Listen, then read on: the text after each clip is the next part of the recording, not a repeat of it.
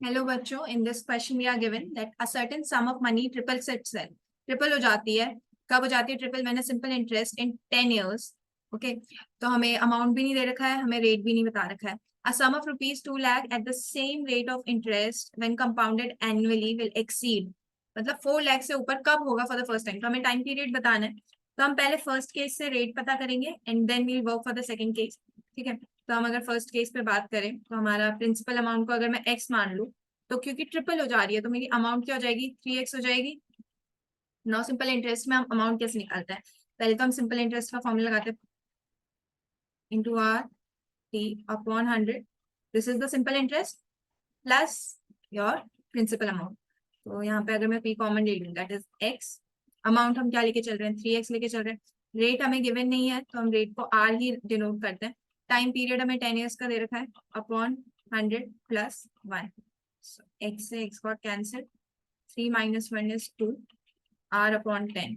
तो यहाँ से हमारा रेट क्या आ गया? Rate comes out to be 20%। Same rate, मतलब यही रेट हमारा कंपाउंड एनुअली सेकंड केस में लगेगा क्योंकि हमें गिवन है। तो सेकंड केस में हमें क्या क्या गिवन है? सेकंड केस में हमें principal amount is given to as 2 lakhs।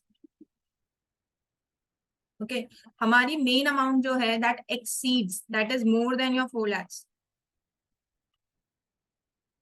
ठीक है, तो हमारी ये कंडीशन है। तो हमारी अमाउंट क्या हो गई? अमाउंट आती कैसे है?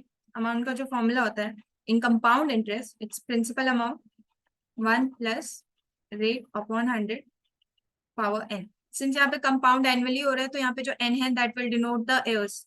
ठीक है, टाइम पीरियड यही हमें निकालना है। अमाउंट कितनी हो जाएगी? इधर की साइड विल राइट 4 lakhs।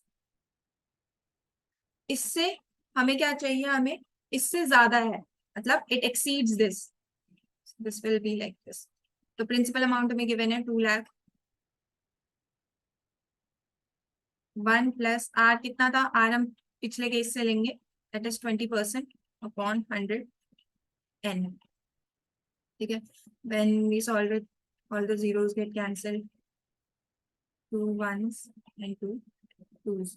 तो 2 से ग्रेटर देन होना चाहिए। अगर मैं इसको फर्दर सॉल्व करूँ तो 1.2 की पावर n आ जाएगी। ठीक है, if you know, now we have to find the value of n जो इसको बढ़ा दे दे। तो अगर मैं 1.2 की वैल्यू, ऑब्वियसली n की वैल्यू 1 पे तो नहीं है, 2 रखूंगी, सो इट विल बी 1.44।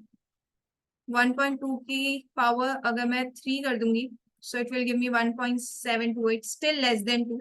ओके, और 1.2 की पावर अगर मैं 4 कर दूंगी, so I am getting something as 2.0736। तो 2 से बड़ा नंबर मुझे कब मिल रहा है? This is greater than 2, this is the condition satisfied. तो हमें फर्स्ट टाइम बताना है।